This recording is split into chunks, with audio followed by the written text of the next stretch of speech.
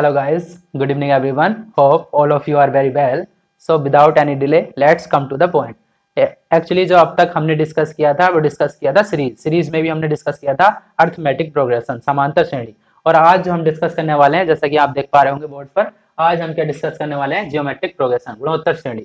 तो सबसे पहले जानेंगे गुणोत्तर श्रेणी क्या होती है। तो गुणोत्तर श्रेणी, जिसको इंग्लिश में बोलते हैं जियोमेट्रिक प्रोग्रेशन, जियोमेट्रिक प्रोग्रेशन क्या होती है? If the ratio of to consecutive terms of any series is constant, then the ratio is called common ratio and this series is called the geometric series. यदि किसी श्रेणी का दो consecutive term, दो क्रमागत पदों का रेशियो जो है रहता है कांस्टेंट रहता है। सपोज कोई सीरीज है T1, T2, T3, T4 and so on, ये चलता जा रहा है। अगर इन दोनों का रेशियो जो है कांस्टेंट रहता है, ratio next term to the previous term, बोले तो T2 डिवाइड बाई T1 और T3 इसका इसके साथ T3 डिवाइड बाई T2, इसका इसके साथ T4 डिवाइड बाई T3, इन सबका रेशियो क्या रहता है? कांस्टेंट रहता है। इन सबका रेशियो समान रहता है और जिसको बोला हमने कॉमन रेशियो, कॉमन रेशियो, इसको हिंदी में बोलते हैं सार अनुपात। तो एक ऐसी श्रेणी जिसमें हर एक टू कॉन्जिक्यूटिव टर्म्स का रेशियो जो है समान रहता है, वो श्रेणी कहलाती है गुणोत्तर श्रेणी। आप यहाँ देख पा रहे होंगे। और यहाँ आर जो कहलाएगा इस श्रेणी का, वो कहलाएगा सार्वनुपात। तो कोई श्रेणी, जैसे जिस श्रेणी का पहला पद ले लिया मैंने ए, तो नेक्स्ट टर्म क्या होगा? Common ratio R. जैसे कि नाम से ही स्पष्ट है, कॉमन रेशियो, ये क्या है? एक रेशियो है। तो हर एक आर से मल्टीप्लाई कर अगला टर्म आ रहा होगा, तो आर से अगला टर्म मल्टीप्लाई करेंगे ए में को, तो अगला टर्म आएगा ए आर, उसमें भी आर से अगला मल्टीप्लाई करेंगे इस टर्म में से, तो आर की पावर यहाँ 1 है, तो आर से मल्टीप्लाई करेंगे तो आर की पावर 2 हो जाएगा, तो ए आर स्क्वायर, उसमें भी आर से मल्टीप्लाई करेंगे तो ए आर क्यूब, ऐसे ही अगला टर्म होगा ए आर की पावर 4 एंड सो ऑन। तो यहाँ आप गैस कर पा सकते हैं कि ये फर्स्ट टर्म है T1, ये कौन सा टर्म है T2, ये थर्ड टर्म है, ये फोर्थ टर्म है एंड ये फिफ्थ टर्म है। तो यहाँ देखिएगा, फर्स्ट टर्म में आर की पावर 0 है, सेकेंड टर्म में आर की पावर 1 है, थर्ड टर्म में आर की पावर 2 है, फोर्थ टर्म में आर की पावर 3 है, फिफ्थ टर्म में आर की पावर 4 है। मतलब एक कम कर पावर आ रही है। तो आप गैस कर सकते हैं यहाँ nth टर्म जो होगा, देखो सब में ए तो आ रहा है, तो nth टर्म में भी ए तो आगा, और आर की पावर देखो 5 है, 5वें टर्म में आर की पावर आ रही है 4, मतलब एक कम, तो nth होगा तो आर की पावर एक कम आएगी n से, तो n-1। तो यहाँ हम देख सकते हैं Tn बराबर कितना आएगा? ए आर की पावर n-1। यहाँ आप लोग देख सकते हैं Tn क्या है? जनरल टर्म, जनरल टर्म जिसको हिंदी में बोलते हैं व्यापक पद, और ए क्या है? फर्स्ट टर्म, जिसको हम बोलते हैं प्रथम पद, श्रेणी का प्रथम पद, और आर क्या है? कॉमन रेशियो,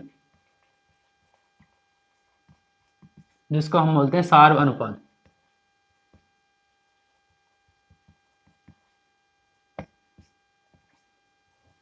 तो होप आपको बेसिक अंडरस्टैंडिंग समझ में आएगी होगी ज्योमेट्रिक प्रोग्रेशन की। अभी आप देखिएगा, मैंने इसी सीरीज का एक एग्जांपल लिखा हुआ है ज्योमेट्रिक प्रोग्रेशन में, जिसको जीपी बोलते हैं। उसका एग्जांपल क्या है? जीपी गुणोत्तर श्रेणी के क्रमागत पद ज्ञात करवा रहा है, जिसका दूसरा पद पहले पद से 35 कम है तथा जिसका तीसरा पद चौथे पद से 560 ज्यादा है। तो क्या दे रखा है क्वेश्चन में, देखेंगे, जिसका दूसरा पद पहले पद से 35 कम है। तो दूसरा पद जिसको बोलते हैं T2 बराबर पहले पद से T1 से 35 कम है, तो T1 माइनस 35। T2 क्या होता है? देखिएगा, सीरीज होती है A R square, A r cube, अगले ए आर की पावर 4, ये है पहला पद, ये है दूसरा, ये है तीसरा, ये है चौथा। तो इसका दूसरा पद क्या होगा? ए आर होगा ना, ए R square, A r cube and so on. तो आप देख पा रहे होंगे, पहला पद है ए, दूसरा है ए आर, तीसरा है ए आर स्क्वायर, चौथा है ए आर क्यूब। तो दूसरा पद की बात कर रहा हूँ, तो दूसरा पद होगा ए आर बराबर पहला पद होगा ए माइनस 35। ठीक, इसको 35 को इस साइड ले आते हैं, तो 35 बराबर ए माइनस ए आर को साइड ले आते हैं ए आर। तो यहाँ से सिंप्लीफाई करेंगे, ए कॉमन लिया तो यहाँ से बचेगा 1 और यहाँ से आर, तो 1 ए टाइम्स ए बराबर ए इंटू 1 माइनस आर बराबर कितना बचा? 35।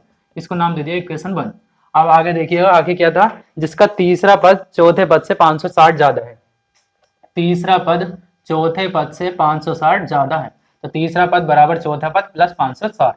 तो तीसरा पद की बात करें तो तीसरा पद क्या होगा, देखो एक कम हो जाता है, 3 है तो यहाँ क्या आ जाएगा ए आर स्क्वायर बराबर 4 है तो यहाँ आ जाएगा ए आर क्यूब प्लस 560। यहाँ देखिएगा ए आर क्यूब को इस साइड ले आएंगे, ए कॉमन आ रहा है और आर स्क्वायर भी कॉमन आ रहा है तो ए आर स्क्वायर कॉमन ले लिया, यहाँ से बचेगा 1 और ए आर क्यूब इधर आकर आर स्क्वायर कॉमन था तो यहाँ से बचेगा आर बराबर कितना है 560। यह है इक्वेशन नंबर सेकेंड। तो आप देख पा रहे होंगे इक्वेशन फर्स्ट और इक्वेशन सेकेंड। तो मैं क्या करने वाला हूँ, मुझे ए को हटाना है तो कैसे करेंगे, इन दोनों को डिवाइड कर देंगे, तो equation 1 divide by equation second. तो यहाँ देखिएगा मैं क्या करने वाला हूँ, equation 1 divide by equation second, 1 को सेकेंड से डिवाइड करना है। तो डिवाइड कैसे करेंगे देखिएगा, यहाँ है a into 1 minus R divide by यहाँ है A R square into 1 minus R बराबर उधर उस साइड था 35 अपॉन डिवाइड बाई 560।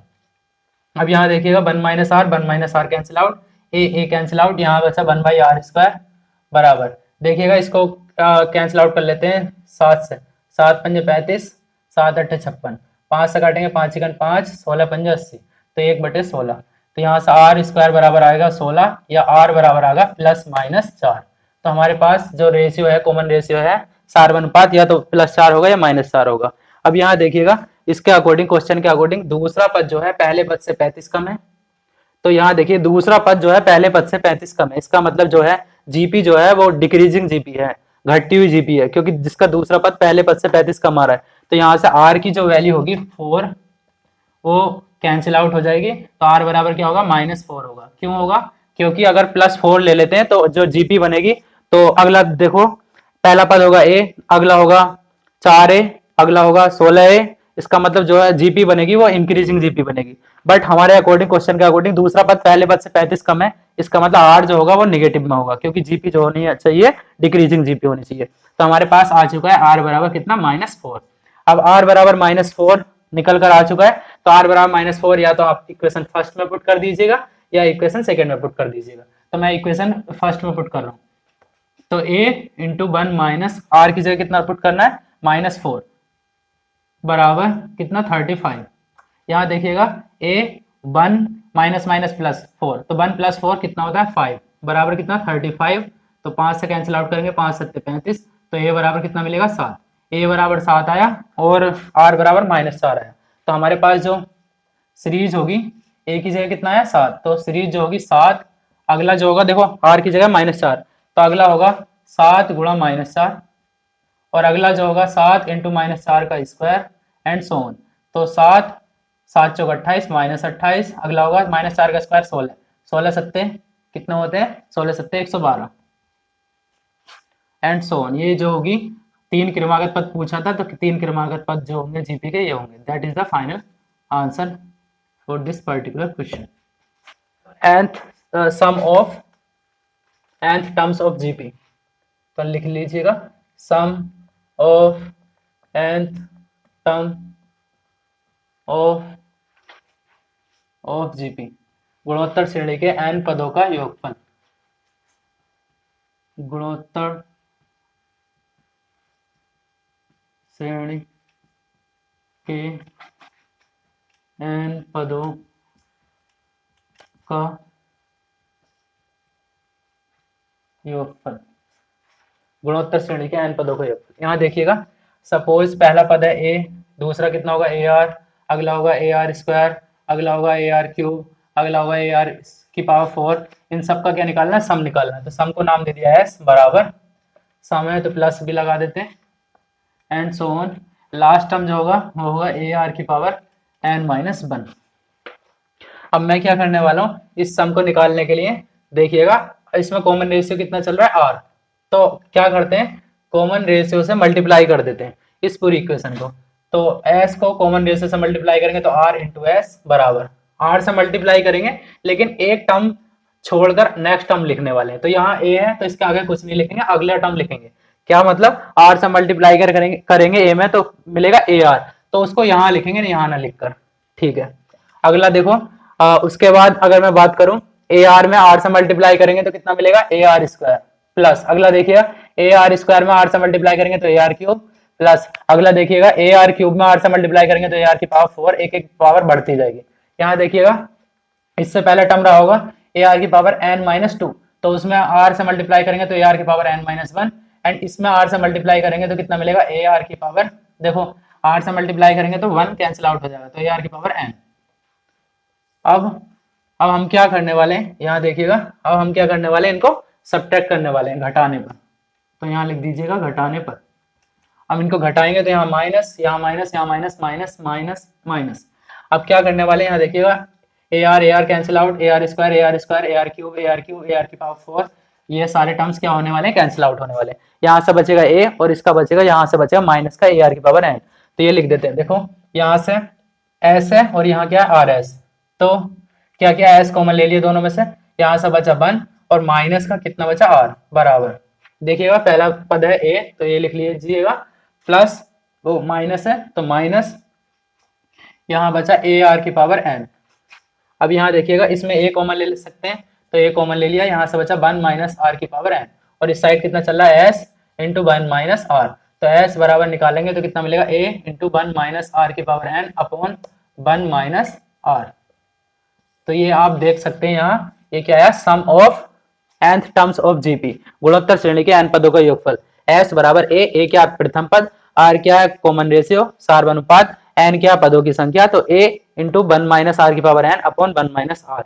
या इसको ऐसे भी लिख सकते हैं, माइनस ऊपर नीचे माइनस कॉमन लेंगे तो देखेंगे माइनस कॉमन लिया तो ये आएगा, माइनस कॉमन लेंगे तो मस चिन्ह पलट देंगे तो a तो रहेगा, ये क्या हो जाएगा माइनस कॉमन लेंगे तो r की पावर n जो माइनस का था वो प्लस का हो जाएगा, तो r की पावर n और ये 1 जो प्लस का है वो माइनस का हो जाएगा, तो अपॉन माइनस ऊपर से न्यूमरेटर में से कॉमन लिया तो माइनस डिनोमिनेटर में से भी कॉमन लेना पड़ेगा, तो माइनस यहाँ से कॉमन लिया तो यहाँ बचेगा r माइनस 1। तो ये फॉर्मूला कुछ इस तरीके से भी लिख सकते हैं इसको, बराबर किसके चल रहा है सम के। तो या तो आप ऐसा लिखो ए आर की power n minus 1 upon r minus 1, या आप ऐसे लिखिएगा ए 1 माइनस आर की power n upon 1 minus R, दोनों फॉर्मूले एक ही हैं। कुछ लोग कहते हैं कि यहाँ r की वैल्यू जो है अगर 1 से छोटी आती है तब ये फॉर्मूला अप्लाई कीजिएगा 1 माइनस आर की power n upon 1 minus R, और r की वैल्यू अगर 1 से बड़ी आती है तब ये अप्लाई कीजिए ताकि ये पॉजिटिव बना रहे।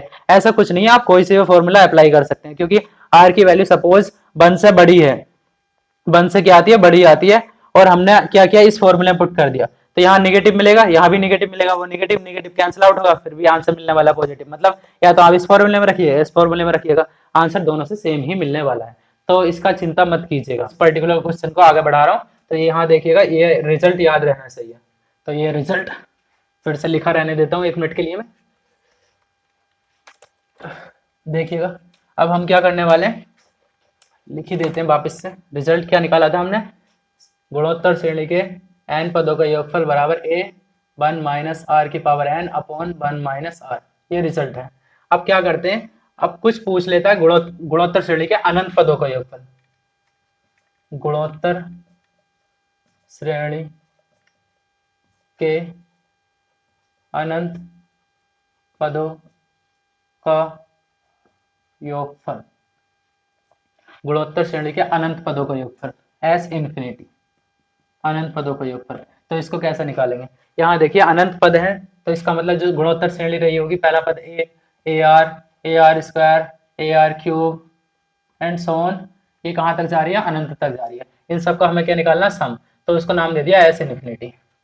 तो इसको कैसे निकाल सकते हैं, देखो हमारे पास सम ऑलरेडी था, एस बराबर क्या था ए 1 माइनस आर की power n upon 1 minus are.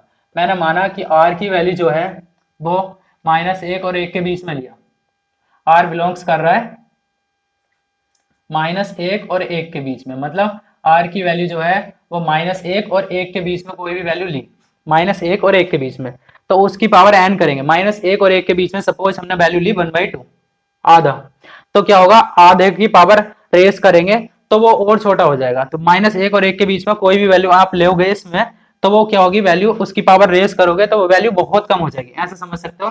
0.1 है, 0.1 है, उसका स्क्वायर करोगे तो मिलेगा 0.01 और उसका क्यूब करोगे तो मिलेगा 0.001। इसका मतलब 0.1 का अगर स्क्वायर कर रहे हो तो छोटी वैल्यू मिल रही है, उसका क्यूब कर रहे हो तो और छोटा मिल रहा है, उसकी पावर 4 करोगे तो और छोटा मिलेगा, उसकी पावर 5 करोगे तो और छोटा मिलेगा, उसकी पावर n कर दो, सपोज n कहां तक जा रहा है यहाँ देख सकते हो n tends to infinity, n जा रहा है अनंत तक, तो इसका लिमिटिंग केस जो होगा, लिमिटिंग केस कब, जब n अनंत की तरफ चला जाएगा, तब क्या मिलेगा हमें यहाँ से देखिएगा। तो हम कह सकते हैं r की पावर n, r जो बिलोंग्स कर रहा है -1 और 1 के बीच में, वो कितना होगा 0, इतना नगण्य होगा, उसे नगण्य कर सकते हैं। तो s इन्फिनिटी जो मिलेगा अनंत पदों का योगफल, यहाँ से बचा a की 1 से मल्टीप्लाई करेंगे तो a अपॉन नीचे बचा 1 - r। तो आप लोग देख सकते हैं यहाँ अनंत पदों का योगफल गुणोत्तर श्रेणी के वो आता है a/1 - r। फॉर एग्जाम्पल, जैसे मैं इसका एग्जाम्पल भी देना चाहूंगा, तो यहाँ देख लीजिएगा एग्जाम्पल नंबर 1। सपोज कोई गुणोत्तर श्रेणी है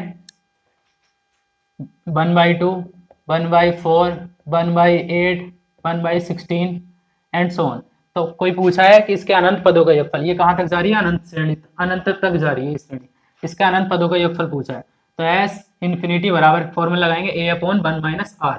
a कितना है यहाँ आप देख सकते हैं 1/2, तो 1/2 अपॉन 1 - r। r कितना है यहाँ देखेंगे, नेक्स्ट टर्म को प्रीवियस टर्म से भाग करेंगे, या ऐसे भी देख सकते हैं यहाँ इस नंबर को किस नंबर से मल्टीप्लाई करके नेक्स्ट नंबर आ रहा है। तो 1/2 को 1/2 से मल्टीप्लाई करेंगे तो 1/4, 1/4 को 1/2 से मल्टीप्लाई करेंगे तो 1/8। तो यहाँ देख सकते हैं r जो मिलेगा वो कितना मिलेगा 1/2, तो r की जगह लिख दिया 1/2। यहाँ देखिएगा 1/2 डिवाइड बाई 1 में से आधा हटाएंगे तो 1 में से आधा हटाएंगे तो बचेगा आधा, आधा से आधा कैंसिल आउट होगा तो बचेगा 1। तो इसके जो इस सीरीज के अनंत पदों का योगफल मिलने वाला है हमको, वो कितना मिलने वाला है 1 मिलने वाला है। फॉर दूसरा एग्जाम्पल इसका यहाँ और देख लीजिएगा, कुछ लोग इसमें भी बहुत कंफ्यूज होते हैं तो उन लोगों को बताना चाह रहा हूँ, यहाँ देख लीजिएगा। सपोज कोई जीपी लिखी हुई है 2, 4, 8, 16, 32 एंड सो ऑन, पूछा है ये अनंत तक जा रही है, इस श्रेणी के अनंत पदों का योगफल। तो s इन्फिनिटी बराबर a/1 - r, वो फॉर्मूला लगाते हैं।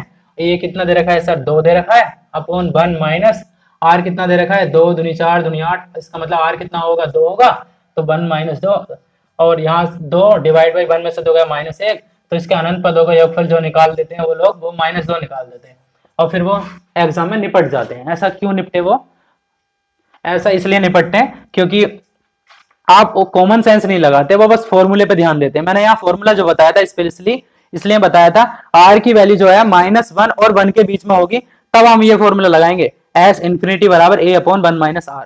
अगर r की वैल्यू -1 और 1 के बीच में नहीं मिलती है तो हम क्या इसको नेग्लेक्ट कर पाएंगे, इसको नेग्लेक्ट नहीं कर सकते, क्योंकि ये नेग्लेक्ट तब होगा क्योंकि जब r की वैल्यू -1 और 1 के बीच में होगी। यहाँ देख सकते हैं r कितना था 2, तो यहाँ कॉमन सेंस लगाइए, r की वैल्यू 2 थी, -1 और 1 के बीच में नहीं थी, तो ये फॉर्मूला ये जो है अनवैलिड हो जाता है यहाँ। और कॉमन सेंस भी लगा सकते हैं, इस श्रेणी, ये श्रेणी कहां तक जा रही है अनंत तक। देखो पहला पद है 2, अगला पद है 4, इन दोनों का पद का समी करोगे 4 और 2 6, अगला है 8, तो 6 8 14, उससे अगला 14 और 16 30, जो भी होता है 30, हाँ ठीक है। आगे बढ़ाते जाएंगे तो क्या मिल रहा है आपको, ऐसा लग रहा है कि अनंत तक जाने पर ये निगेटिव में आंसर आएगा, ऐसा तो कभी नहीं लग रहा। इसका मतलब यह है कि इसके अनंत पदों का योगफल देख सकते हैं, अनंत तक सब सम को जोड़ोगे, इसके सीरीज के सारे टर्म्स को जोड़ोगे तो वो कितना मिलने वाला है, अनंत ही मिलने वाला है, क्योंकि अनंत टर्म्स को जोड़ोगे तो अनंत मिलने वाला है, ना कि निगेटिव में। तो यहाँ कुछ लोग बोर्ड वाले बच्चे निपट जाते हैं। तो मैंने इसी क्रम को आगे बढ़ाते हुए क्वेश्चन नंबर 2 लिया है, उसमें देखिएगा क्वेश्चन में दिया हुआ है किसी जीपी के अनंत पदों का योगफल 20 है तथा इसके पदों के वर्गों का योगफल कितना है 100 है, तब इसका कॉमन रेशियो यानी कि सार अनुपात हमको ज्ञात करना है। तो इसमें क्या गिवन है हमें वो देख लेंगे। जीपी के अनंत पदों का योगफल s इन्फिनिटी बराबर कितना दे रखा है 20। अनंत पदों का योगफल मैंने बताया था, अगर कोई जीपी सपोज कुछ इस तरह से है ar स्क्वायर ar क्यूब, कुछ इस तरह से हमारे पास जीपी है, तब उसके अनंत पदों का योगफल होता है a/1 - r बराबर कितना दे रखा है 20। इक्वेशन 1। दूसरा देखिएगा, इसके पदों के वर्गों का योगफल, मतलब पदों का वर्ग कर दिया जाए तो a स्क्वायर, अगला पद होगा a स्क्वायर r स्क्वायर, उसका भी वर्ग कर दिया जाए तो अगला पद होगा a स्क्वायर r की पावर 4, उसका भी वर्ग करेंगे तो a स्क्वायर r की पावर कितना हो जाएगा 6 एंड सो ऑन।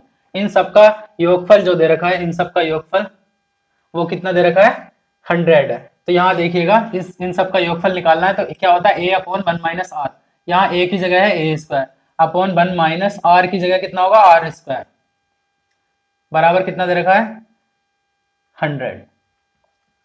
ये इक्वेशन कौन सी है, सेकंड। इक्वेशन फर्स्ट है, सेकंड है, दोनों को सोल्व करना है और हमको आंसर निकालना है। तो मैं क्या कर देता हूँ, फर्स्ट इक्वेशन थी a अपॉन 1 माइनस आर, इसका स्क्वायर कर देते हैं बराबर 20 का स्क्वायर हो जाएगा उस साइड, अपॉन डिवाइड कर रहा हूँ सेकेंड इक्वेशन सेकेंड से, इक्वेशन सेकेंड है a square upon 1 minus R square बराबर देखो अपॉन 100। मैंने क्या करा, इक्वेशन फर्स्ट का वर्क करा, a अपॉन 1 माइनस आर पूरे का होल स्क्वायर बराबर 20 का स्क्वायर, और उसको इक्वेशन फर्स्ट को इक्वेशन सेकंड से डिवाइड कर दिया। इक्वेशन सेकंड क्या थी, a square upon 1 minus R square बराबर 100, तो डिवाइड बाई 100। इसको सॉल्व करेंगे फर्दर। मैंने क्या किया, इक्वेशन फर्स्ट का वर्ग डिवाइड बाई इक्वेशन सेकंड। हाँ अब यहाँ देखिएगा आगे, देखो a स्क्वायर यहाँ है, a स्क्वायर ये कैंसिल आउट हो जाएगा, यहाँ से बचेगा ये 1 माइनस आर स्क्वायर ऊपर पहुंचेगा, तो ये आएगा 1 minus R into 1 plus R, जो कि होता है 1 माइनस आर स्क्वायर, ये पहुंचा ऊपर, डिवाइड बाई नीचे कितना था 1 माइनस आर का होल स्क्वायर बराबर उधर कितना था 20 का स्क्वायर होगा 400 अपॉन 100। 100 से 2 जीरो से 2 जीरो कैंसिल आउट होंगे, यहाँ 1 माइनस आर से एक पावर कैंसिल आउट हो जाएगी, यहाँ बचेगा 1 plus R divide by 1 minus R बराबर कितना है 4/1। अब यहाँ देखिएगा, इसको क्रॉस मल्टीप्लाई कर लेंगे और सोल्व कर लेंगे। एक तो यही है मेथड कि क्रॉस मल्टीप्लाई कर लो सोल्व कर लो, दूसरा क्या है इसमें कंपोनेंडो एंड डिविडेंडो थ्योरम लगा दो। तो componendo C and D theorems क्या होती है, कंपोनेंडो एंड डिविडेंडो थ्योरम्स जिसको बोलते हैं योगांतरानुपात। अगर a बाई बी बराबर c बाई डी दे रखा है तो हम एक क्या कर सकते हैं, एक बार दोनों को जोड़ेंगे तो a प्लस बी अपॉन एक बार दोनों को घटा देंगे a माइनस बी बराबर एक बार दोनों को जोड़ेंगे c प्लस डी अपॉन दोनों को घटा देंगे c माइनस डी। ये जो थ्योरम्स कहलाती है कहलाती है कंपोनेंडो एंड डिविडेंडो थ्योरम्स। तो यहाँ क्या करेंगे, एक बार दोनों को जोड़ेंगे, तो दोनों को जोड़ेंगे तो 1 प्लस 1 कितना हो जाएगा 2 और r से r कैंसिल आउट हो जाएगा, अपॉन एक बार दोनों को घटाएंगे तो यहाँ घटाएंगे तो 1 से 1 कैंसिल आउट हो जाएगा r और ये माइनस माइनस हो जाएगा प्लस, तो r 2r बराबर कितना है, देखो एक बार जोड़ेंगे तो 4 और 1 5 डिवाइड बाई एक बार घटाएंगे तो 4 में से गया 3, यहाँ 2 से 2 कैंसिल आउट हुआ, ये बचा 1 बाई आर, इसको पलट दो तो r बाई 1 और उसको पलट दो तो 3/5, तो r की वैल्यू हमें मिल चुकी है, यहाँ कितनी मिल चुकी है 3/5। तो हमको यही फाइंड आउट करना था क्वेश्चन में। कुछ बच्चों को ये डाउट आ रहा होगा सर आपने क्या किया, कंपोनेंटो एंड डिविडेंडो थ्योरम्स क्या लगा दी। तो यहाँ आप लोग कुछ नहीं, सिंपल मल्टीप्लीकेशन कर लीजिएगा, क्रॉस मल्टीप्लाई। देखो 1 की 1 से मल्टीप्लाई करेंगे 1, r की मल्टीप्लाई करेंगे तो 1 प्लस आर बराबर 4 की 1 से मल्टीप्लाई करेंगे 4 और 4 की r से मल्टीप्लाई करेंगे 4r।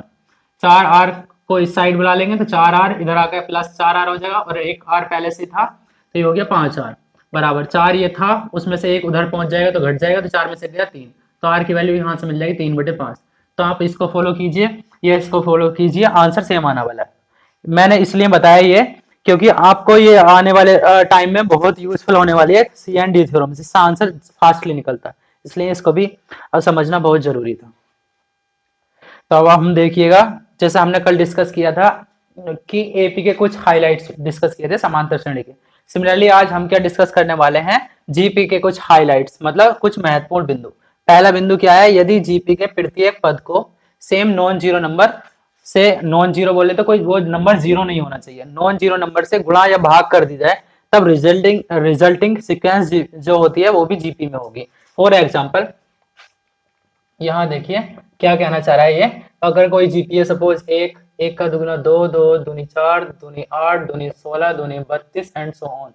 इसका कॉमन रेशियो आप देख पा रहे होंगे क्या है, 2, कॉमन रेशियो 2 है, ठीक है।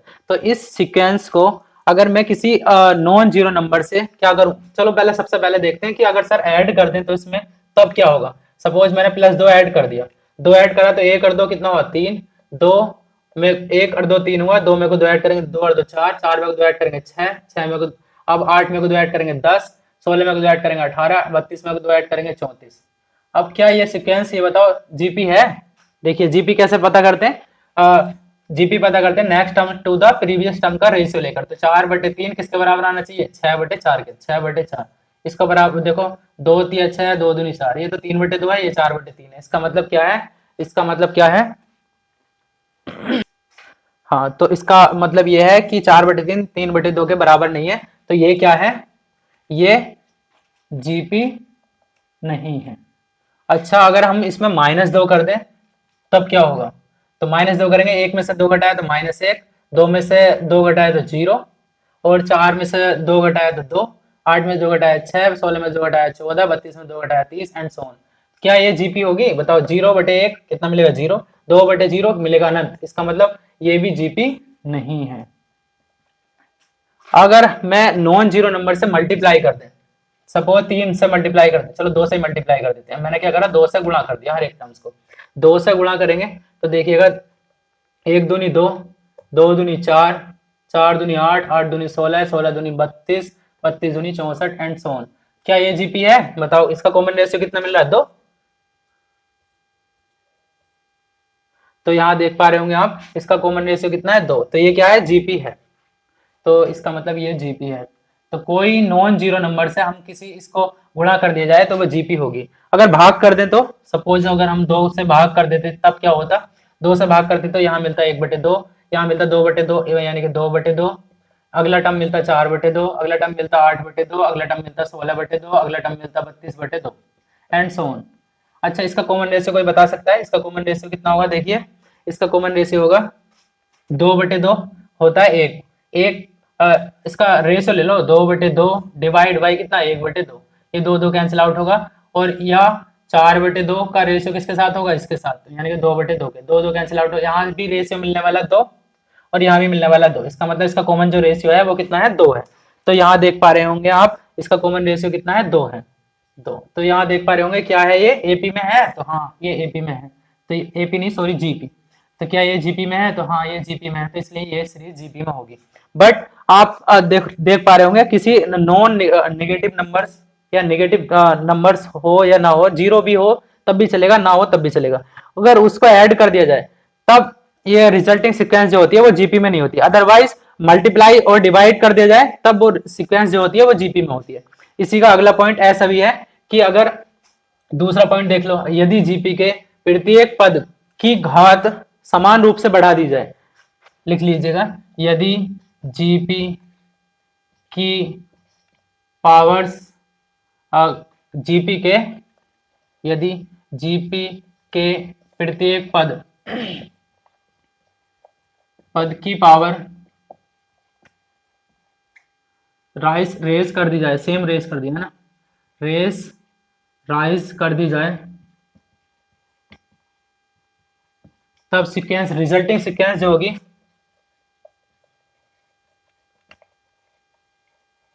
वो भी क्या होगी? जीपी में होगी।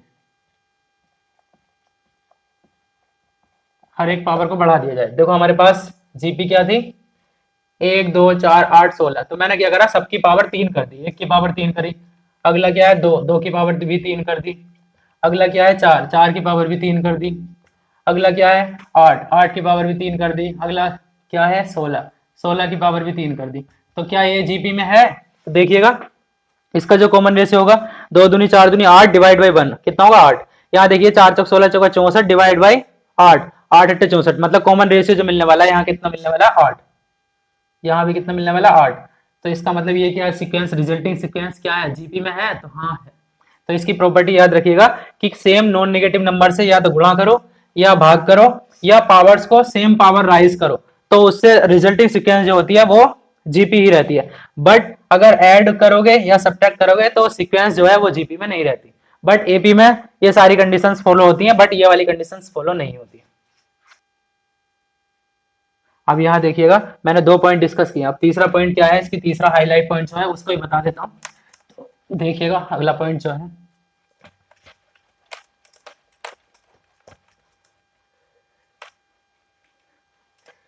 थर्ड पॉइंट मिलने वाला है जो हमको, वो क्या मिलेगा? Third point. तो जीपी का थर्ड हाईलाइट पॉइंट जो है वो है selection, selection of continue terms of NGP, of GP, selection of continue terms of GP, GP के क्रमागत पदों का चयन, जीपी के क्रमागत पदों का चयन। तो क्रमागत पद कैसे चयन करने? देखो, सबसे पहले 3 क्रमागत पद की बात कर लेते हैं। 3 क्रमागत पद, तो 3 क्रमागत पद, 3 क्या है? Odd number. तो मैं शुरू कर रहा हूं ए से। ए बीच में रहना है, ओड है, इसके साथ आगे कॉमन रेशियो आर चल रहा है तो अगला पद होगा ए आर, और इसके पीछे क्या होगा ए बाई आर, क्योंकि कॉमन रेशियो डिवाइड करके आएगा तो आर पावर में पहुंच जाएगा। तो तीन जो टर्म्स होंगे, तीन क्रमागत पद ए बाई आर ए आर। अगर चार क्रमागत पद होते तो वो क्या होते? अब चार क्या है? इवन नंबर है, सम संख्या है, तब इन दोनों से स्टार्ट कर देंगे। तो ए बाई आर रहेगा और ए आर रहेगा। इसका कॉमन रेशियो देख पा रहे होंगे, R divide by one by R, तो आर स्क्वायर होगा। तो अगला टर्म जो होगा आर स्क्वायर से मल्टीप्लाई कर देंगे, ए आर क्यूब, इधर आर स्क्वायर से डिवाइड कर देंगे तो ए बाई आर क्यूब। तो इसके चार कॉमन टर्म्स होंगे, a by r cube, a by r, a r cube. अगर कोई पूछे पांच क्रमागत टर्म क्या होंगे, तो पांच क्रमागत पद देखिएगा, पांच क्या है? विषम संख्या, तो ए से स्टार्ट करेंगे। अगला टर्म क्या होगा? ए आर, और प्रीवियस टर्म क्या होगा? ए बाई आर। अगला टर्म देखिएगा क्या होगा? ए आर स्क्वायर, क्योंकि आर कॉमन रेशियो चल रहा है, इधर होगा ए बाई आर स्क्वायर। तो ये सारे टर्म्स कितने हो गए? पांच, एक दो तीन चार पांच। ऐसे ही छह क्रमागत पदों का चयन, कितने भी पद चयन कर सकते हैं इस तरीके से। मैंने एक क्वेश्चन लिया हुआ है एग्जाम्पल के तौर पे, जीपी में तीन संख्याओं का गुणनफल 64 है तथा योगफल 14 है, तब संख्याएं क्या होंगी? तो इसका सॉल्यूशन देखिएगा क्या है। एक जीपी दे रखी है, तीन क्रमागत संख्याएं, तो तीन क्रमागत संख्याएं मैंने अभी बताई है। तीन क्रमागत संख्याएं जीपी में कैसे सेलेक्ट करनी है? तो तीन क्या है? विषम संख्या, तो ए से स्टार्ट करेंगे, अगला टर्म आर मल्टीप्लाई होकर आएगा तो ए आर, पीछे ए बाई आर। ये तीन क्रमागत संख्या है, इन सबका योगफल कितना दे रखा है? सॉरी, गुणनफल दे रखा है, इन सबका गुणनफल 64 है। तो ए बाई आर गुणा ए आर, इन सबका गुणनफल कितना दे रखा है? 64। इनकी गुणा करेंगे, देखा आर आर कैंसिल आउट हो जाएगा, यहाँ बचेगा ए क्यूब बराबर 64। 64 को लिखेंगे 4 का क्यूब, 4 चौक 16 चौका 64, क्यूब क्यूब कैंसिल आउट, तो ए बराबर कितना मिला? 4। अब आगे क्या पूछा हुआ है? तथा योगफल 14 है। ये तो फर्स्ट कंडीशन थी, इन सबका योगफल कितना दे रखा था? फर्स्ट कंडीशन के अकॉर्डिंग, प्रथम शर्त के अनुसार लिख लेना, फर्स्ट कंडीशन। और सेकंड कंडीशन के अनुसार क्या दे रखा है? सेकंड कंडीशन कहती है कि तथा योगफल 14 है, इन सबका योगफल a by r plus a r, इन सबका योगफल कितना है? 14। ए की वैल्यू हमने निकाली है 4, तो ए की वैल्यू 4 रख दे। ए कॉमन आ रहा है तो ए कॉमन ले लो, यहाँ से बचा 1 बाई आर, यहाँ से बचा 1 और यहाँ से आर, इन सब की वैल्यू कितनी है? 14। ए की वैल्यू कितनी है? 4, तो ए की जगह लिख देंगे 4। अब यहाँ देखिए 4 कैंसिल आउट करेंगे, 2 दूनी 4, 2 सत्ते 14, मल्टीप्लाई कर लेंगे, यहाँ से आर देखो एलसीएम आ जाएगा, आर एलसीएम आएगा तो ये 2 चल रहा है, आर सबका एलसीएम आया, यहाँ से बचा 1 प्लस यहाँ से आएगा आर, यहाँ से कितना आएगा? आर स्क्वायर बराबर कितना है? 7। यहाँ से क्रॉस मल्टीप्लाई कर लेंगे तो R square plus R plus 1, और ये देखिएगा चलो 2 से ही मल्टीप्लाई कर लेते हैं, 2 भी है तो 2 की 1 से मल्टीप्लाई करेंगे 2 प्लस 2 आर स्क्वायर, और यहाँ आर की 7 से मल्टीप्लाई करेंगे तो 7 आर। 7 आर को इस साइड बुला लेंगे तो आएगा 2 आर स्क्वायर, 7 आर को इस साइड बुलाएंगे तो माइनस 7 आर प्लस 2 आर, तो माइनस 5 आर और प्लस कितना 2 बराबर 0। ये क्या है? एक क्वाड्रेटिक इक्वेशन, द्विघात समीकरण। इसको सोल्व कर सकते हैं। इसको सोल्व कहाँ करेंगे? यहाँ देखिएगा, यहाँ क्या करना है? 2 की 2 से मल्टीप्लाई करते हैं, 2 दूनी 4। 4 के ऐसे फैक्टर करने हैं जिनका सम कितना है? 5 आए। 4 के ऐसे गुणनखंड करने हैं जिनको जोड़कर 5 आए, लेकिन गुणा करके 4 आए। तो 4 1 4, 4 और 1 5, तो 2 आर स्क्वायर, 5 को क्या लिख देंगे? 4 और 1, तो 4 आर और 1 आर, और प्लस 2 है तो प्लस 2 बराबर 0। अब क्या करेंगे? 2 आर कॉमन ले लेंगे इसमें, तो 2 आर कॉमन लिया, यहाँ से बचा आर और यहाँ से 2, यहाँ केवल -1 कॉमन ले लिया तो आर माइनस 2 बराबर क्या है? 0। तो यहाँ देखिएगा आर माइनस 2 और दूसरी ब्रैकेट में बचेगा 2 आर माइनस 1 बराबर कितना? 0। तो आर बराबर या तो मिलेगा 2 या आर बराबर कितना मिलेगा? 1/2। तो या तो आर 2 होगा या 1/2 होगा। जब आर 2 होगा और ए तो 4 रहना ही है, तो क्रमागत संख्याएं क्या होंगी? ए बाई आर कॉमा ए और अगला था ए आर। तो आर बराबर जब 2 है और ए बराबर 4 है, यहाँ लिख लेंगे ए बराबर कितना है? 4।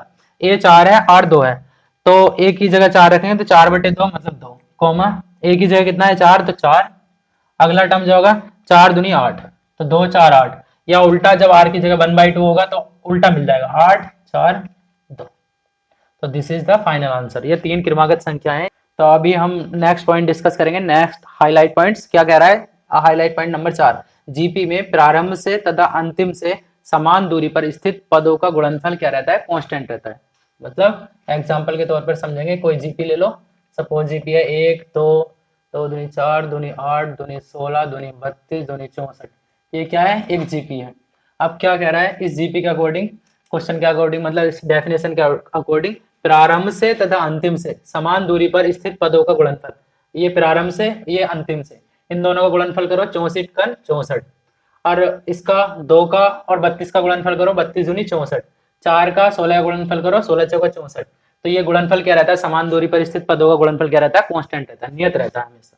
और इसी का हाईलाइट नंबर 5 है, वो क्या है, यदि ए कोमा बी कोमा सी गुणोत्तर श्रेणी में है, जीपी में है, ए बी सी गुणोत्तर श्रेणी में है, तब कांस्टेंट रेशियो कैसे लिखेंगे आर का, देखो बी बाई ए, ये डिवाइड बाई ए, या ये divide by A, C by B, ये लिख सकते हैं। इसको फर्दर सिंप्लीफाई करेंगे इन दोनों इक्वेशंस को, तो बी की बी से मल्टीप्लाई करेंगे, क्रॉस मल्टीप्लाई कर सकते हैं, बी की बी से मल्टीप्लाई करेंगे बी स्क्वायर बराबर ए की सी से मल्टीप्लाई करेंगे तो ए सी, तो बी बराबर निकालोगे तो कितना मिलेगा, रूट ए सी, और ये बी जो कहलाता है वो कहलाता है इसका जीएम। आगे पढ़ेंगे, तो अभी देखिएगा हम क्या डिस्कस करने वाले हैं, जीएम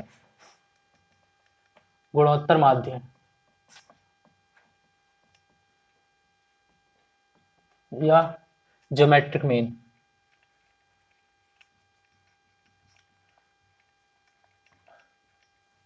गुणोत्तर माध्य ये क्या होता है, देखिएगा, अगर दो नंबर है ए और बी, दो नंबर्स के बीच में सपोज एक नंबर रखा मैंने सी, और ये नंबर रखने के बाद रिजल्टिंग सीक्वेंस अगर जीपी है, तब ये जो सी है वो कहलाएगा जीएम।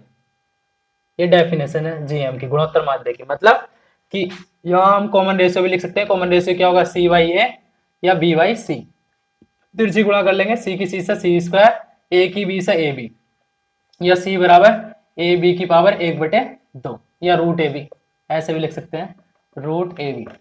तो यहाँ देख पा रहे होंगे ये सी जो कहलाएगा वो क्या कहलाएगा, गुणोत्तर माध्य है, गुणोत्तर माध्य या जीएम।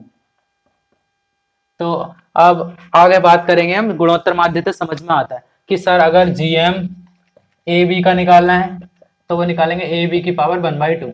अगर जीएम तीन नंबर्स ए बी कॉमा सी तीनों का निकालना है तो इन सबका मल्टीप्लाई कर देंगे, ए बी सी की पावर कर देंगे 1/3। अगर जीएम चार number a b c d इन सब का निकालना है तो इन सब की मल्टीप्लाई कर देंगे, ए इंटू बी इंटू सी इंटू डी, और इसकी पावर कर देंगे 1/4। तो आप समझ पा रहे होगे जीएम सभी, चलो रहने तो इतना ही रहे, तो ये पावर उसी हिसाब से बढ़ती जाती है। तो जीएम आपको आई थिंक कॉन्सेप्ट क्लियर हुआ होगा, गुणोत्तर माध्य क्या होता है, गुणोत्तर माध्य समझ में आया। अब हम क्या पढ़ने वाले हैं कि दो नंबर्स होंगे उनके बीच में जीएम इंसर्ट करने वाले हैं, जैसे हमने एपी में किया था। तो क्या करने वाले हैं, इंसर्ट बिट लिख देते, inserted n GMs between a and b. संख्या ए और बी के बीच में एन गुणोत्तर माध्य हमने रख दी है। संख्या ए तथा बी के बीच एन गुणोत्तर माध्य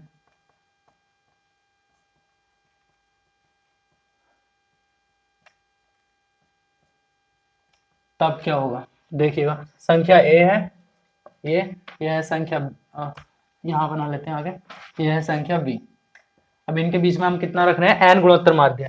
पहला गुणोत्तर माध्य रखा G1, दूसरा रखेंगे G2, तीसरा रखेंगे G3, अगला रखेंगे G4 and so on. Next रखा एन गुणोत्तर माध्य रख दिए। ये सब कितने हैं, एन गुणोत्तर माध्य हैं।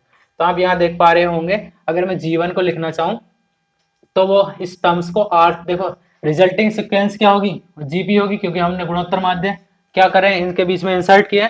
इसका कॉमन रेशियो कितना होगा, आर मान लिया, कॉमन रेशियो आर है, इन सबका कॉमन रेशियो कितना है, आर। तो यहाँ देखिएगा G1 कैसे मिलेगा हमारे पास, ए में आर से मल्टीप्लाई करके, तो ए आर। अगर कोई पूछे G2 कितना मिलेगा, तो G1 में आर से मल्टीप्लाई करके, मतलब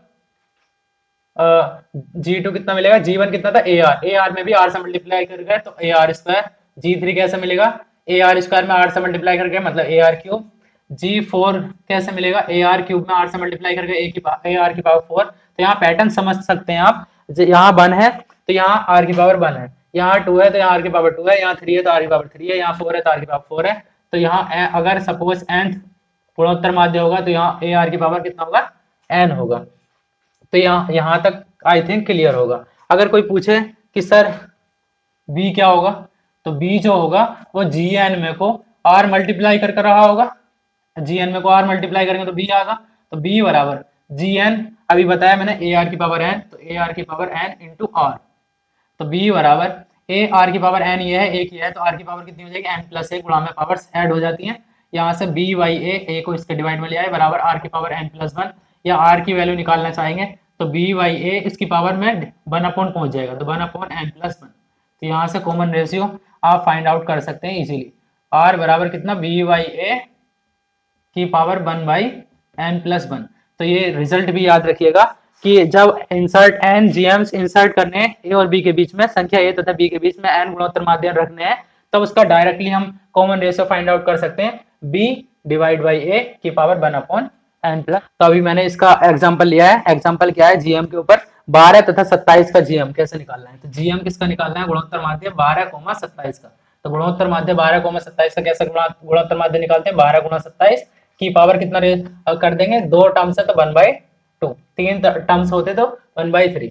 तो यहाँ देखिएगा 12 को लिख सकते हैं, कितना लिख सकते हैं, 4 तिया 12, तो 4 गुणा 3, या ऐसा लिखिएगा 12 को लिख सकते हैं, 4 को लिख सकते हैं 2 की पावर 2 इंटू 3, 4 तिया 12। 27 को लिख सकते हैं 3 की पावर 3, 3 3 होती 27 की पावर भी कितना है, 1/2। अगर सिंप्लीफाई करेंगे तो 2 की पावर 2 इंटू 3 की पावर कितना होगा, 1 ही है 3 ही है, तो 3 की पावर 4, उसकी पावर भी कितना 1/2। अब 2 से मल्टीप्लाई कर देंगे, 2 से अंदर मल्टीप्लाई करेंगे 1/2 से, तो 2 की पावर कितना बनेगा 1, और 3 की पावर 2 दूनी 4, 2, तो 2 3 3 9 दूनी 18। तो 27, 12 और 27 का जो GM होगा वो कितना होगा, 18। तो GM ऑफ 12, 27 कितना होगा, 18। That is the final answer. दूसरा देखिएगा, 60 के मध्य 3 गुणोत्तर माध्य ज्ञात करने। तो संख्या 10 है और 160 के मध्य 3 गुणोत्तर माध्य निकालने। तो क्या करना है, संख्या दे रखी है 10 और दूसरी संख्या दे रखी है 160, इसके मध्य 3 गुणोत्तर माध्य निकालने। तो G1, G2, G3 3 गुणोत्तर माध्य निकालने। तो कैसे निकालेंगे, यहाँ ये रिजल्टिंग सीक्वेंस जो होगी वो क्या होगी, GP में होगी। तो यहाँ देखिएगा R की वैल्यू कैसे निकालेंगे, R बराबर अभी मैंने फॉर्मूला ड्राइव कराया था, क्या था, B बाई A की power 1 upon n plus 1। B क्या था लास्ट टर्म कितना है 160, डिवाइड बाई A कितना है फर्स्ट टर्म 10 की पावर 1 अपॉन n, कितने इंसर्ट करे हुए 3, तो 3 प्लस 1। तो 10 से कट करेंगे तो यह बचेगा 16 की पावर 3 और 1 4, 16 को लिखेंगे 2 की पावर 4, 2 दूनी 4 दूनी 8 दूनी 16 की पावर 1/4, 4 से 4 कैंसिल आउट हुआ तो R बराबर कितना मिला, 2 मिला। तो हम यहाँ बता सकते हैं कि कॉमन रेशियो कितना है 2। तो G1 कितना होगा, 10 दूनी 20, तो ये रहा होगा 20। अब ये देखिए अगला 20 में को 2 से मल्टीप्लाई कर देंगे तो 20 दूनी 40, इसका मतलब ये रहा होगा 40। इसमें को भी 2 से मल्टीप्लाई कर देंगे तो 40 दूनी 80, अगला रहा होगा 80। तो G1 हमारे पास कितना आया, G1 आया 20, G2 आया 40 और G3 आया कितना 80।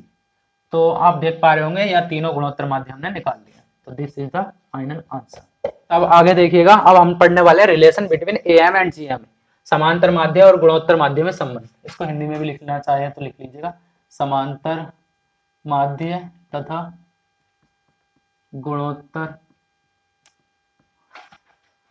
माध्य में संबंध, समांतर माध्य और गुणोत्तर माध्य में संबंध। तो देखिएगा कैसे निकालेंगे।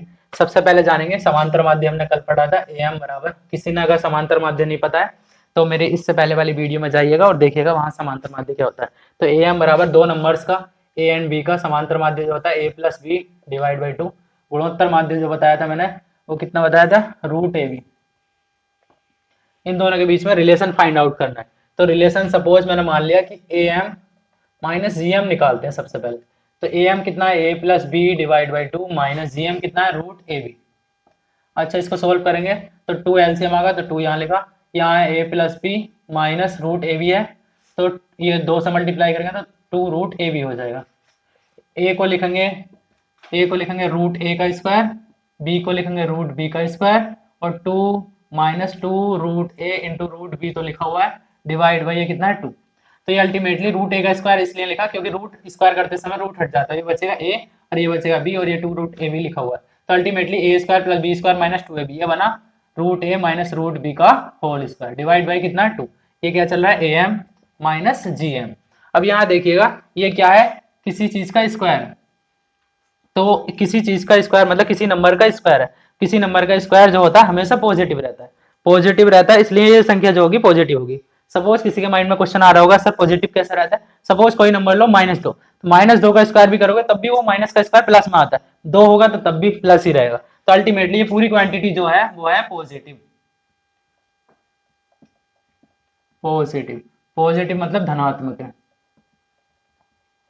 धनात्मक है मतलब ग्रेटर देन 0 है। तो हम लिख सकते हैं A M minus G M जो होगा ग्रेटर देन या इक्वल टू 0 होगा। अच्छा सर इक्वल कब हो सकता है, ए एम माइनस है बीच में, किसी को कंफ्यूजन हो रहा था, A M minus G M बराबर इक्वल ग्रेटर देन या इक्वल टू 0। तो बराबर का 0 कब हो सकता है, जब 0 तब होगा ए एम बराबर जी एम तब होगा जब ए किसके बराबर हो जाए, बी के। जब ए बी के बराबर हो जाएगा तो A M minus G M बराबर 0, यानी कि ए एम बराबर G M. Otherwise A B किसके बराबर हो जाए, बी के। अदरवाइज अन्यथा ए एम, देखो यहाँ ऐसे भी लिख सकते हो ए एम, इसको आगे सिंप्लीफाई करेंगे तो ए एम जो है वो बड़ा होगा किससे या ग्रेटर देन होगा जी एम के। तो यहाँ ए एम जी एम के बराबर तब होगा जब ए बराबर बी के हो जाए, अदरवाइज ए एम हमेशा जी एम से बड़ा होगा। मतलब दो संख्याओं का समांतर माध्य है वो दो संख्याओं के गुणोत्तर माध्य से हमेशा बड़ा होता है, बराबर तब होता है जब दोनों संख्याएं क्या हो, बराबर। तब आप यहाँ स्टार्ट देखिएगा, मैंने एक एग्जांपल लिया इसी पर, ए एम हमेशा ग्रेटर देन जी एम होता है, उसी के ऊपर एग्जांपल है। यदि a प्लस बी प्लस सी बराबर 3 हो और ए बी सी धनात्मक संख्या हो, तब सिद्ध करना है कि ए square B cube into C square वो जो होगा हमेशा छोटा होगा 3 की पावर 10 इंटू 2 की power 4 into upon divide by 7 की पावर 7 से। तो क्या करेंगे इसमें, यहाँ देखिए इससे हिंट मिलेगा। क्या दिया हुआ था, गिवन था हमारे पास, गिवन क्या था, a प्लस बी प्लस सी बराबर 3। अच्छा इनका गुणोत्तर माध्य होता है तो वो तीनों की मल्टीप्लीकेशन आती है a b c, लेकिन यहाँ गुणोत्तर माध्य मल्टीप्लीकेशन तो है लेकिन a का कितना है, a का स्क्वायर है, तो a को दो पार्ट्स में डिवाइड कर लेंगे, a/2 दोनों को जोड़ेंगे तो कितना मिलेगा a। सिमिलरली यहाँ b की पावर कितना है 3, तो b को 3 पार्ट्स में डिवाइड कर लेंगे तो b/3 और b/3, तीनों को जोड़ेंगे तो कितना मिलेगा b। और c को कितने पार्ट्स में डिवाइड करेंगे, 2 के पार्ट्स में, क्योंकि यहाँ c स्क्वायर है तो c/2 c/2। ठीक है, अब इन सब का क्या निकालना है हमको, अब हमें बस फॉर्मूला अप्लाई करना है, am is always greater than equal to gm।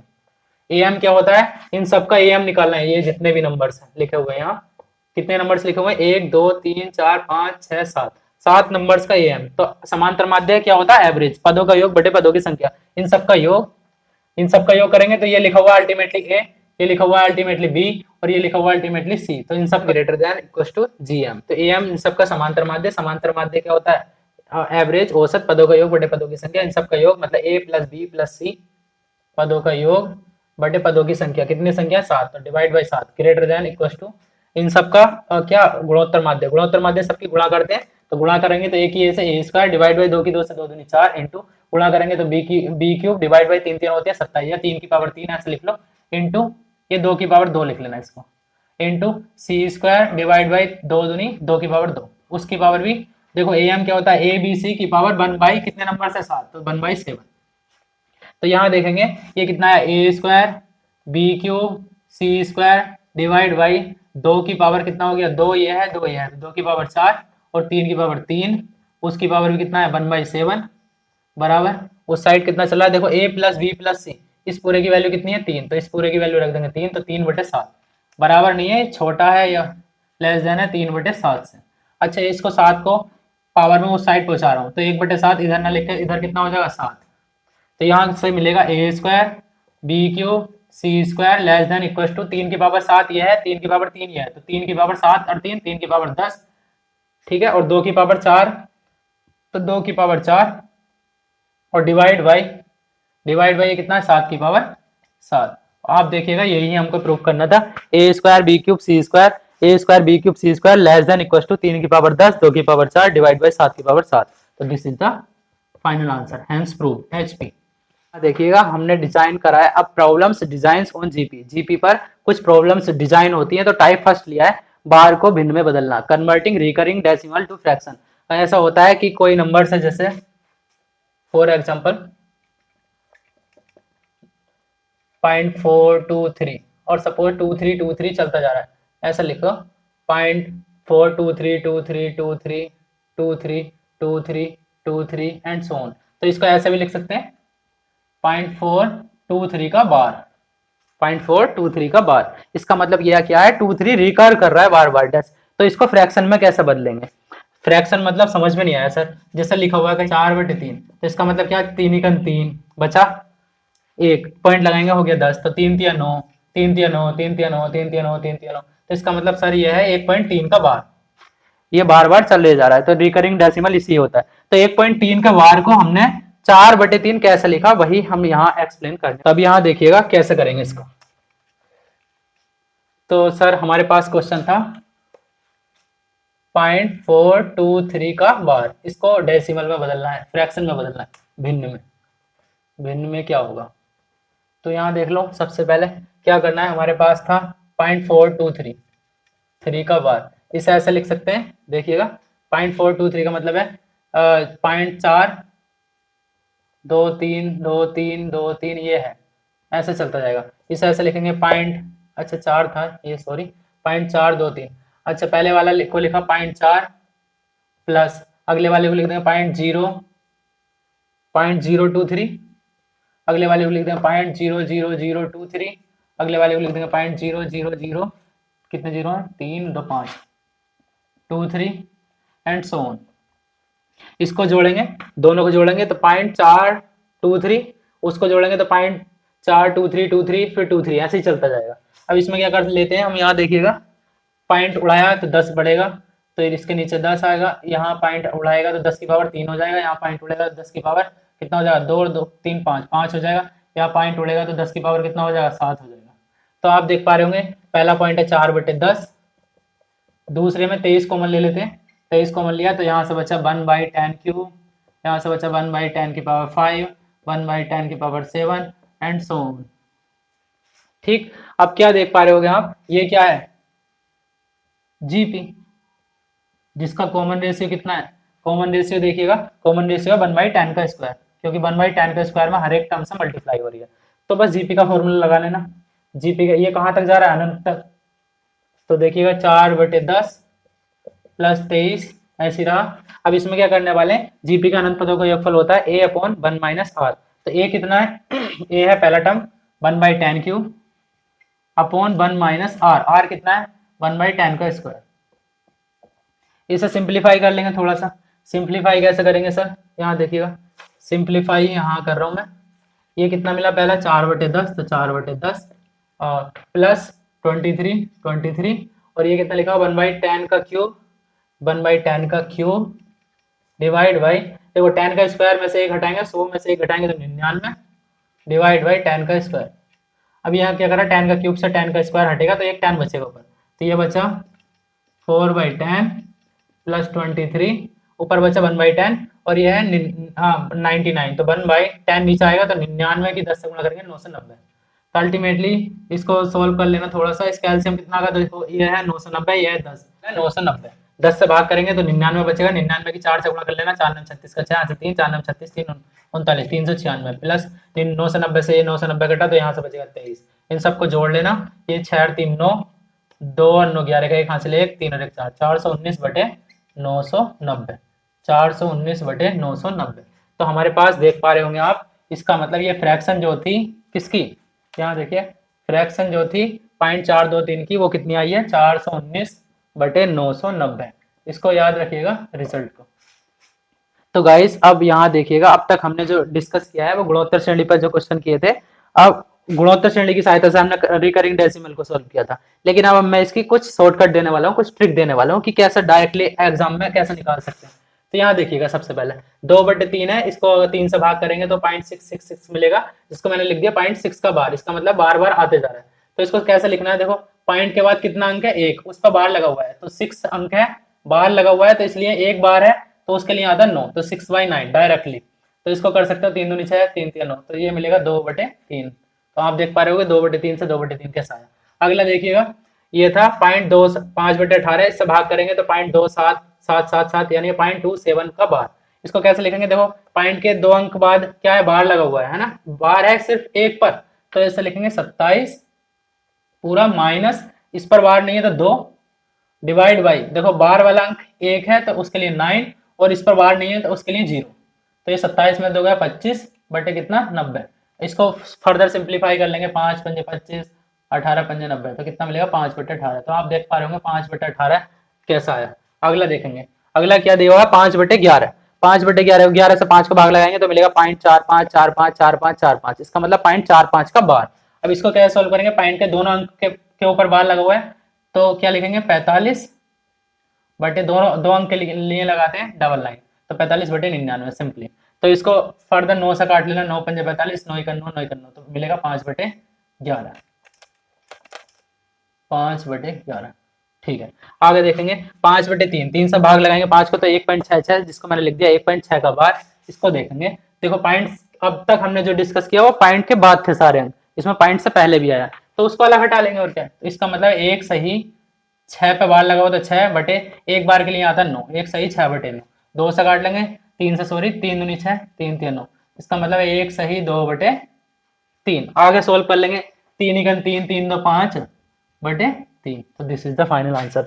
आगे देखेंगे इसका 14.73 का बार, इसको कैसे सोल्व करना है, तो इसका मतलब है 14 सही, अब यहाँ देखिएगा 73 पे बार लगा हुआ है तो 73/99, डायरेक्ट डबल लाइन, क्योंकि दो अंकों पे बार है तो उसके लिए डबल लाइन। आगे देखिएगा इसका मतलब क्या था, पॉइंट से पहले देखो 2 अंक 2.7, इसका मतलब है 2 सही 753, देखो बार किसके पास नहीं था, 7 के पास, पॉइंट के बाद की बात कर रहा हूँ, तो 7 के पास नहीं था तो 7 हटा देंगे, 753 में से 7 हटा दो और डिवाइड बाई 2 पे बार है तो 2 के लिए डबल लाइन और इस पे बार नहीं तो इसके लिए 0, तो अल्टीमेटली से सोल्व करेंगे 2 सही 753 में से 7 घटा लेंगे तो 746 डिवाइड बाय कितना 990। आगे फर्दर सिंप्लीफाई कर सकते हो, 9 से 90 की 2 से गुणा करके फिर इतना, या यहीं छोड़ सकते हो, this is the final answer. आगे देखेंगे इसको कैसे सोल्व करेंगे, देखो पॉइंट के 3 अंक बार लगा हुआ है तो ये कितना है 123, 3 अंक के लिए ट्रिपल लाइन, तो that is the final answer.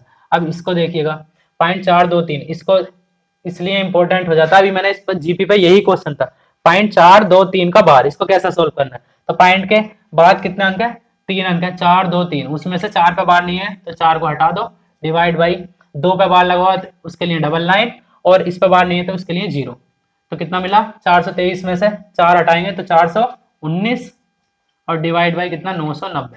तो आप पीछे जाकर देखिएगा वीडियो में जरूर कि मैंने अभी जीपी की सहायता से ये जो क्वेश्चन सोल्व कराया था उसको कितना टाइम लगा था पूरा प्रोसेस सोल्व करने में, और यहाँ देखिएगा डायरेक्टली आप किस अप्रोच से सोल्व कर सकते हो।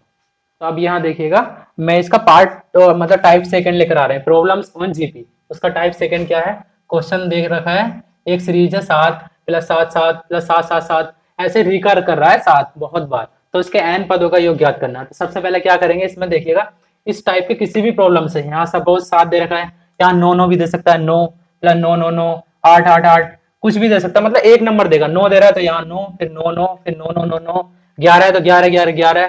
तो इस टाइप के हर क्वेश्चन में आपको कन्वर्ट करना है, सबसे पहले 9 बनाना है।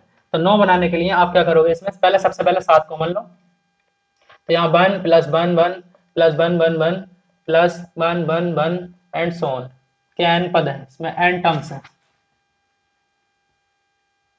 अब यहाँ देखिएगा अब 7 आ चुका है, हमको क्या क्रिएट करना है, एक्चुअल में हमको 10 क्रिएट करना है कैसे भी करके, क्योंकि 10 को हम लिख सकते हैं कि 10 - 1, 9 को 9 क्रिएट करना है, क्योंकि उसको 9 को लिख सकते हैं 10 - 1, फिर 99 होगा तो 10 का स्क्वायर - 1, तो इसलिए हमने 9 से डिवाइड किया, 9 से मल्टीप्लाई कर दो तो 9 + 9 + 9 9 9, ऐसे ही सोन चलता जाएगा। मैंने क्या किया 9 से भाग करा है तो 9 से गुणा कर दी, 9 से इसमें 1 में गुणा करेंगे तो 9, इसमें गुणा करेंगे तो 9 9, उसमें गुणा करेंगे तो ऐसे, समझ सकते हो। तो मैंने क्या करा 7/9 ऐसे रहा।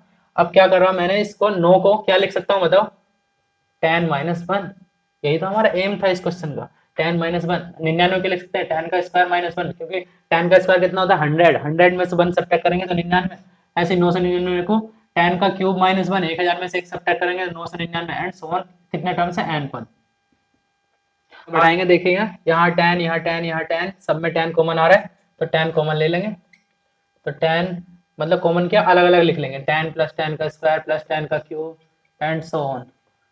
और यहाँ माइनस कॉमन देखो, 1 प्लस 1 प्लस 1 कितनी बार ऐड हो रहा है, n बार, तो 1 इंटू एन मतलब n।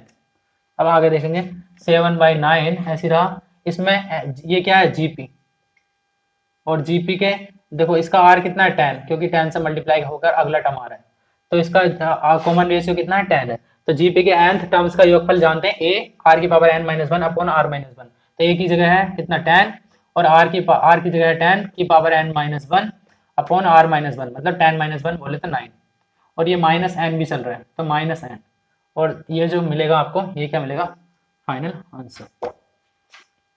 जीपी पर जो नेक्स्ट टाइप की प्रॉब्लम्स बनती है वो इस टाइप की, फाइंड द सम, इसका सम यानी कि योगफल निकालना है। श्रेणी दे रखी है x प्लस वाई पहला पद है, दूसरा है X square plus X Y plus Y square, अगला है X cube plus X square Y plus X Y square plus Y cube and so on, nth terms है, इन सबका योगफल निकालना है। तो हमें यहाँ माइंड चलाना है कि हमें डायरेक्टली कुछ नहीं दिखेगा, आप समझ पा रहे होगे, देखो यहाँ देखो x है, इसका अगला टर्म एक्स स्क्वायर, अगला टर्म एक्स क्यूब, अगला टर्म एक्स की पावर 4 होगा, लेकिन इसमें बाई है, इसमें एक्स बाई है, इसमें बाई स्क्वायर, तो ऐसा कुछ नहीं बैठेगा, आप कितना भी दिमाग लगा लीजिए ऐसे आपको सीरीज नहीं दिखेगी।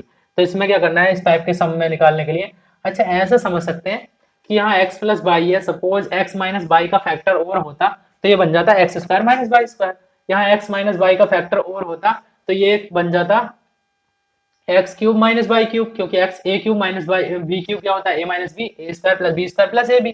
तो बस मैंने क्या किया, दिमाग में स्ट्राइक करा कि यार x माइनस बाई का फैक्टर से मैंने x माइनस बाई से भाग किया, तो x माइनस बाई से क्या करना पड़ेगा, गुणा करनी पड़ेगी। तो x माइनस बाई से गुणा करूंगा तो x minus by into x plus by, जो कि हो जाएगा x square minus y square plus, ऐसे इसमें x माइनस बाई से क्या करूंगा, गुणा, तो ये है a square plus b square plus a b, और x माइनस बाई से क्या कर रही है, गुणा, तो ये बनेगा x cube minus y cube. Similarly अगला टर्म बनेगा एक्स की पावर 4 माइनस वाई की पावर 4 एंड सो ऑन। अब आप देख पा रहे होंगे, देखो x में x square, x cube, x power 4 and so on, और बाई में y square, by cube, by की पावर 4 एंड सो ऑन। तो इसका मतलब ये क्या है, प्योर जीपी, x और बाई में GP in x and y। तो इसको आगे आप फर्दर सॉल्व कर सकते हैं, तो मैं यहीं छोड़ रहा हूँ इस क्वेश्चन को। तो अब यहाँ देखिएगा आप स्टूडेंट्स, अब मैंने अगला पार्ट लिया इसी का, मतलब टाइप 4 में प्रॉब्लम जो बनेगी जीपी के ऊपर। सपोज ये दे रखा है s बराबर 1/2 plus 3/4 plus 7/8 plus 15/16 and so on, इसमें nth टर्म्स है।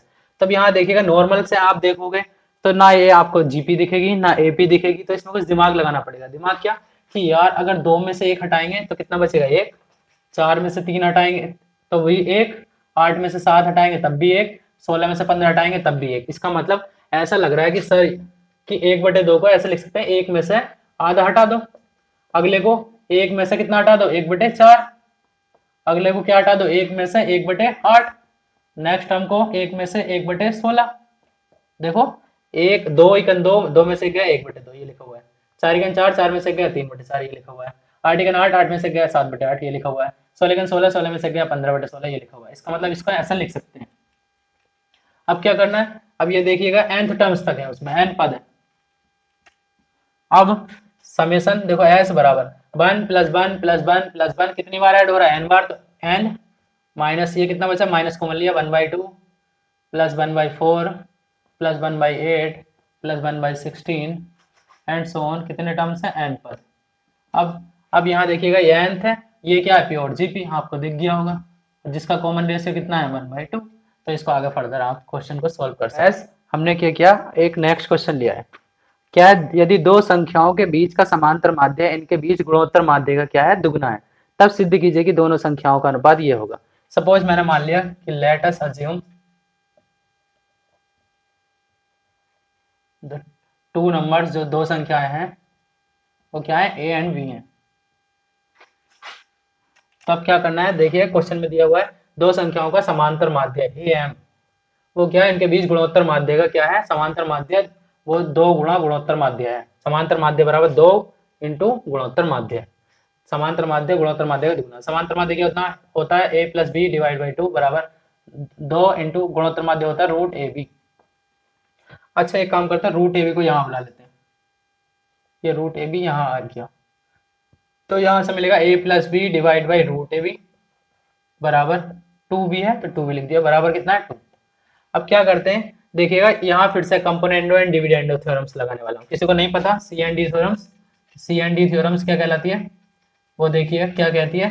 इट स्टेट दैट कि अगर a by b ratio c by d ratio के इक्वल है तब हम क्या कर सकते हैं, एक बार दोनों को ऐड करा ए प्लस बी, एक बार दोनों को सब्ट्रैक्ट करा ए माइनस बी बराबर एक बार दोनों को ऐड करा सी प्लस डी, एक बार दोनों को सब्ट्रैक्ट करा सी माइनस डी, ये हमेशा इक्वल होता है।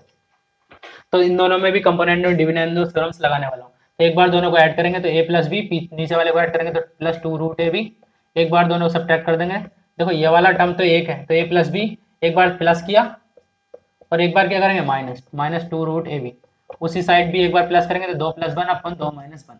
यहाँ देखो ये क्या है रूट ए का स्क्वायर, यह रूट बी का स्क्वायर, यह टू रूट ए बी, तो यह बन गया root a plus root b का होल स्क्वायर अपॉन नीचे वाला root a minus root b का होल स्क्वायर का होल स्क्वायर। देखो इधर होल स्क्वायर आगा, पहले इसे देख लो, दो और एक तीन डिवाइड बाई दो में से गए। अब ये जो होल स्क्वायर था इधर आके कितना बन जाएगा, एक, एक बटे दो, इसकी पावर एक बटे दो, या डायरेक्ट लिख दो रूट टी। चलो लिख ही देता हूँ एक मिनट, का होल स्क्वायर है ये। अब क्या बनेगा, देखो इसको फर्दर सिंप्लीफाई करेंगे, यहाँ फर्दर सिंप्लीफाई करेंगे तो कितना मिलेगा यहाँ से, root a plus root b, root a plus root b upon root a minus root b बराबर, देखिएगा इधर तीन है तो उसका होल स्क्वायर था, उधर जाकर रूट तीन मिलेगा, रूट तीन डिवाइड बाई वन। अब फिर से लगा देंगे again C and D theorems, again C and D theorems लगाएंगे। तो एक बार दोनों को ऐड करेंगे तो बी भी कैंसिल आउट हो जाएगा तो मिलेगा टू रूट ए, एक बार दोनों को सब्ट्रैक्ट करेंगे तो ए कैंसिल आउट हो जाएगा मिलेगा टू रूट बी, उधर एक बार दोनों को ऐड करेंगे तो रूट तीन प्लस वन, एक बार दोनों सब्ट्रैक्ट करेंगे तो रूट तीन माइनस वन। यहाँ टू टू भी कैंसिल आउट हुआ, दोनों पक्षों का वर्ग करने पर, जब दोनों पक्षों का वर्ग करेंगे रूट ए का वर्ग होगा ए, बी का वर्ग होगा बी बराबर, उस साइड का वर्ग करेंगे तो ए प्लस बी का होल स्क्वायर होता है, ए का स्क्वायर मतलब रूट तीन का स्क्वायर तीन, प्लस बी का स्क्वायर मतलब एक का स्क्वायर एक, प्लस टू ए बी मतलब two root three upon root तीन का स्क्वायर तीन, ए का स्क्वायर प्लस बी का स्क्वायर एक का स्क्वायर एक, माइनस टू ए बी मतलब माइनस टू रूट थ्री। देखो तीन और एक कितना हो गया चार, चार plus two root three divide by तीन और एक चार, तो चार माइनस टू रूट थ्री, यहाँ दो से कैंसिल आउट कर लेंगे। देखो दो दूनी चार तो दो प्लस दो का दो मतलब दो रूट थ्री अपॉन दो दूनी चार माइनस रूट थ्री, तो ये कितना आया ए बाई बी। तो दोनों संख्याएं जो होंगी उन दोनों का अनुपात कितना होगा two plus root three divide by two minus root three. तो यही तो हमको सिद्ध करना था, दोनों संख्याओं का जो रेशियो होगा two plus three divide by two minus root three होगा। ये इसमें मैंने क्या करा है दो से भाग करिए, किसी को समझ नहीं आया हो तो दो से न्यूमरेटर एंड डिनोमिनेटर में क्या करा है डिवाइड। यहाँ तक हमने क्या किया, गुणोत्तर श्रेणी भी हमने कंप्लीट कर दिया। इससे पहले मैंने फर्स्ट पार्ट में समांतर श्रेणी कंप्लीट कराई, आज मैंने गुणोत्तर श्रेणी भी कंप्लीट कर दिया। अब मेरा जो थर्ड पार्ट होगा वो होगा मिसलेनियस सीरीज पर, मतलब मिश्रित श्रेणियां, उसमें समांतर श्रेणी भी होगी गुणोत्तर श्रेणी भी होगी, और मैं लास्ट तक जाते जाते आपको हरात्मक श्रेणी का भी इंट्रोडक्शन देकर जाऊंगा। उसके बाद मैं अपना लेक्चर खत्म करूंगा। तो इस प्रकार से हम सीरीज का चैप्टर जो है 3 वीडियोस में कंप्लीट कर देंगे। ओके, आप लोगों को वीडियो पसंद आए तो सब्सक्राइब करना ना भूलें और लाइक करना भी ना भूलें। Thank you guys.